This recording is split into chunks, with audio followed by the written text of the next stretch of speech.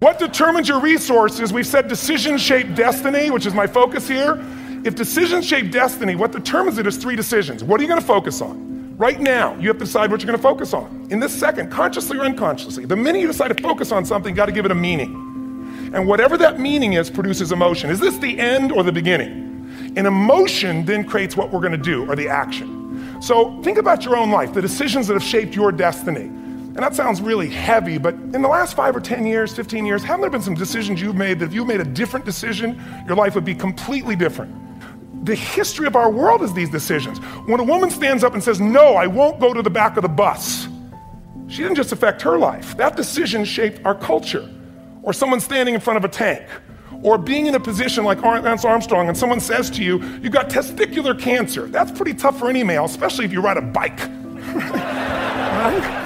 You got it in your brain, you got it in your lungs. But what was his decision of what to focus on? Different than most people. What did it mean? It wasn't the end, it was the beginning. What am I going to do? He goes off and wins 7 championships he never won once before the cancer because he got emotional fitness, psychological strength. That's the difference in human beings that I've seen of the 3 million I've been around. Because that's what my lab. I've had 3 million people from 80 different countries that I've had a chance to interact with over the last 29 years. And after a while, patterns become obvious. You see that South America and Africa may be connected in a certain way, right? Other people say, oh, that sounds ridiculous. It's simple. So what shaped Lance? What shapes you? 2 invisible forces, very quickly. 1, state. We all have had times. Have you had a time you did something and after you did it, you thought to yourself, I can't believe I said that. I can't believe I did that. That was so stupid. Who's been there? Say aye. Have you ever done something after you do it, you go, that was me, right? It wasn't your ability, it was your state. I should be able to change that quickly, but what I want to finish with quickly here is, your model of the world is what shapes you long term. Your model of the world is the filter. That's what's shaping us. That's what makes people make decisions. We want to influence somebody, we got to know what already influences them.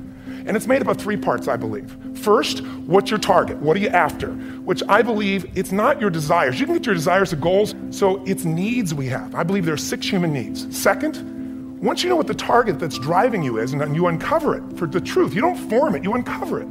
Then you find out what's your map. What's the belief systems that are telling you how to get those needs? Some people think the way to get those needs is destroy the world. Some people is to build something, create something, love someone. And then there's the fuel you pick. So very quickly, 6 needs, let me tell you what they are. First one, certainty. Now these are not goals or desires, these are universal. Everyone needs certainty that they can avoid pain and at least be comfortable. Now how do you get it? Control everybody, develop a skill, give up, smoke a cigarette. If you got totally certain, ironically, even though we all need that, like if you're not certain about your health or your children or money, you don't think about much more. You're not sure the ceiling's gonna hold up, you're gonna listen to any speaker. But while we go for certainty differently, if we get total certainty, we get what? What do you feel if you're certain? You know what's gonna happen, when it's gonna happen, how it's gonna happen, what would you feel? Bored out of your mind. So God, in her infinite wisdom, gave us a second human need, which is uncertainty. If a win to you is being the greatest dad and husband of all time, then be the greatest dad and husband of all time. And if your number 2 priority is building your business, then it's in second place and it's gonna get what it can get. Now, that doesn't mean that you can't be really hardcore about second place, but 1, don't value yourself for results. I will tell you right now, all the wins in business that you're ever gonna get, all the money in the world, it's powerful, it's amazing, and you will love taking care of your family, but even that was a reorientation back to your true number 1, if I had to guess, which is your family. So be focused on that, right? This is really about my family. If the business isn't working out, if it's not going the way that you want, look, it's gonna be lame, it's gonna suck, but you're gonna have to alter your mind and remind yourself, my number 1 priority is my family, and what I value myself for on the business side is not accomplishment, it is not success. So decide what your priorities are and don't flinch. Don't be conflicted. Don't try to have my business is as important as my family, and really don't value yourself for accomplishment. It's all about sincere pursuit, okay? You cannot guarantee the success, but you can guarantee the struggle. So you need to extract value from knowing that you left it all out on the field. And that's it. That's all you can do. Greatness is about doing the things that are tragically boring and that you have to repeat over and over and over to get better at them in a deliberate way. You don't just want to repeat them blindly, but in a deliberate way, buckling down and doing the things like, for a musician, playing your scales, practicing your improvisation, practicing your cold reading, all of the things that are very easy to put off when you have a job and you're busy and you're making a living. It's kind of like typing. What they find is most people sort of, their typing rate, if I remember right, it's like 65 to 70 words per minute, is where most people tap out. But I think the record is somewhere around 250 correct words per minute. So if the average person is tapping out around 65, but the delta is all the way between 65 and 250, you begin to see like how far you can really push yourself. But people get to a level that they deem acceptable and they just sort of stop there.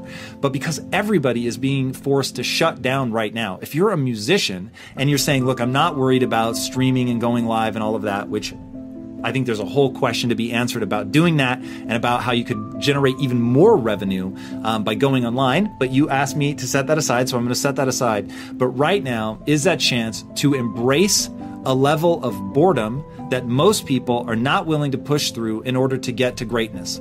So in a business context, I always tell people boredom kills more entrepreneurs than anything. It kills more entrepreneurs than fear. Most people, they just can't slog through sucking at something and sitting in the discomfort that you get from doing the things that you're not good at long enough to get good at even those things so that you can truly go out and create art. Because I don't think you can create real art until you've mastered the basics to the point where, as Bruce Lee said, you don't think kick, you just kick. And I love that quote. And there's another Bruce Lee idea, which is, I don't fear the man who knows 10,000 kicks. I don't fear the man that does 10,000 kicks one time. I fear the man that does one kick 10,000 times. And that is this moment. And if you can take this downtime and let go of how good it feels to perform, I have to imagine a big part of the reason you got into this and that you did all of the work when you were younger to get good is because you love performing so much. But right now, that's basically off the table. So if in this moment you can buckle down, be disciplined, set your sights on something very specific that you want to get good at, disciplined practice at that thing to get good at this. On the other side of this, you're going to be far more extraordinary than you were when you went in because you no longer have the distractions of the actual performance. You can just get down to practicing. So flip that switch in your mind and think all about coming out the other side of this, a beast, an absolute monster, better than you went in. And if you can tell yourself that story, I'm committed to this, I'm willing to do these things that other people aren't willing to do, and put in the practice and understand as you're going through that unimaginable boredom, that on the other side of this is a skill set that has utility, then this becomes an extraordinary time. But if you keep telling yourself the story that so many others are telling, which is this is, a time of deprivation, it's just lamenting that you're not able to perform and all the things that made you love music in the first place, then just because you're repeating that, it becomes a dark time.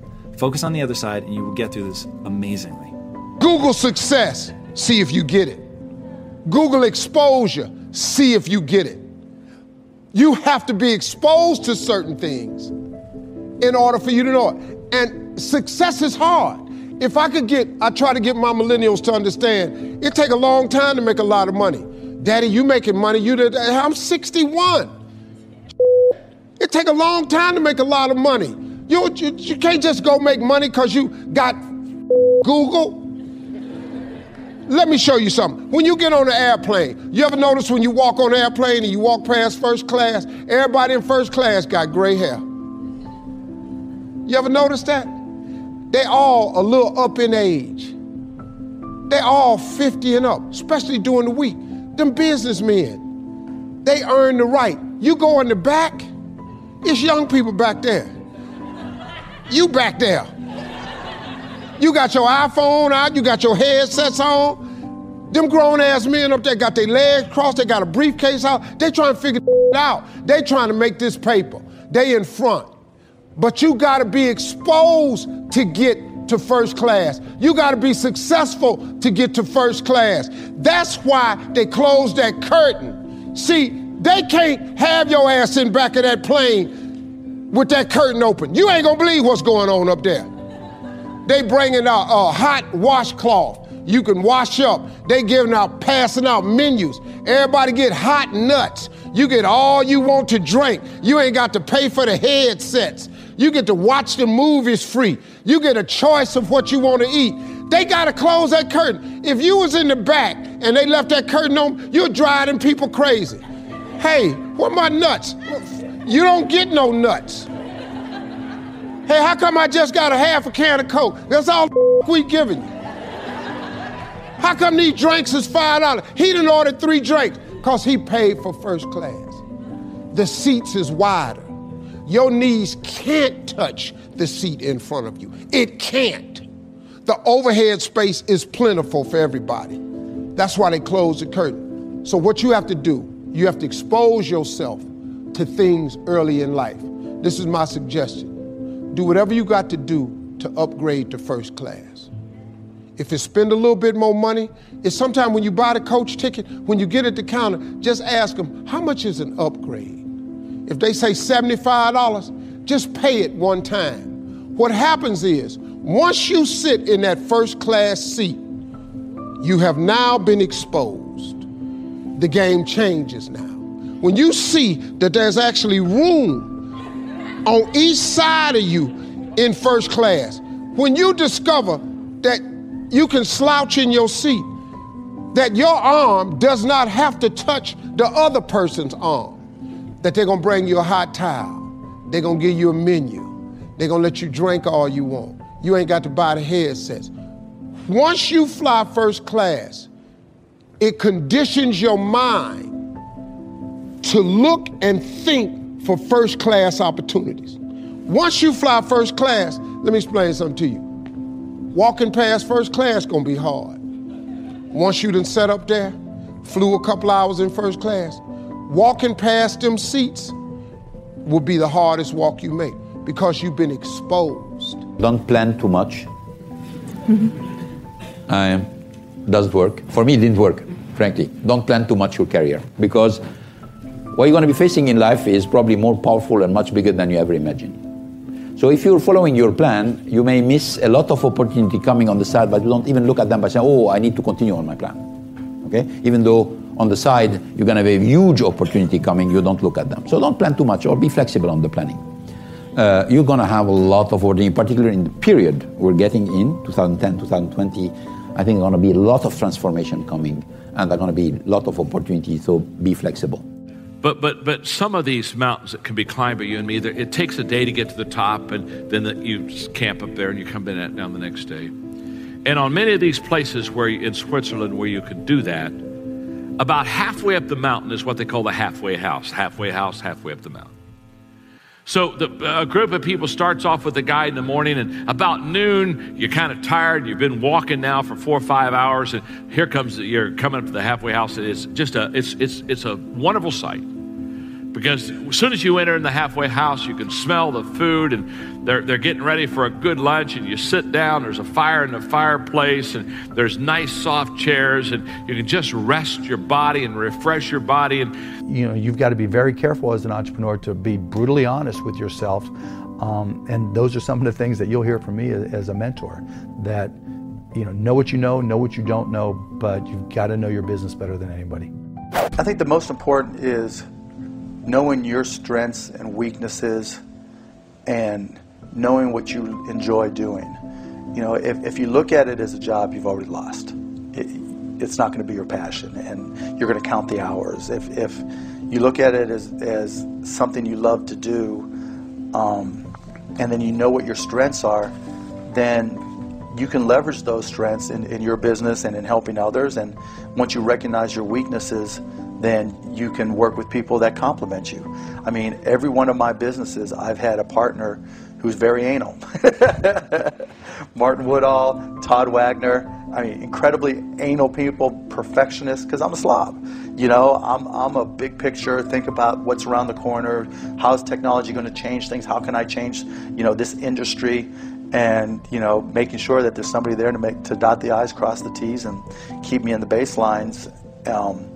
And recognizing my weaknesses is just as important as recognizing my strengths and my core competencies, and having a passion to do them. What do you do when it seems like suffering won't stop? What do you do when it feels like your pain doesn't have a point? What does it do when it feels like your weakness continue to worsen? Maybe you've taken a knockdown concerning your finances lately. Maybe it's with your kids. Maybe with your marriage, maybe with your health, maybe some other arena of life. You're laying on the mat gasping and you don't know what you're gonna do. People ask you how you are and you say fine, but you're not fine, and they'll never know that. We're people. We're people, and we struggle, and we suffer, and we bleed, and we cry. And if you think that true strength means never showing any weakness, then I'm here to tell you you're wrong. You're wrong because it's the opposite. You're gonna get depressed sometimes. You're gonna have weeks where you don't feel like eating, or gravity is working overtime like it's afraid of getting laid off, and you can barely lift your fork to your mouth, and you're going to have a choice. You have a choice to either give up or keep going. Give up or get up. It's like you have to save your own life.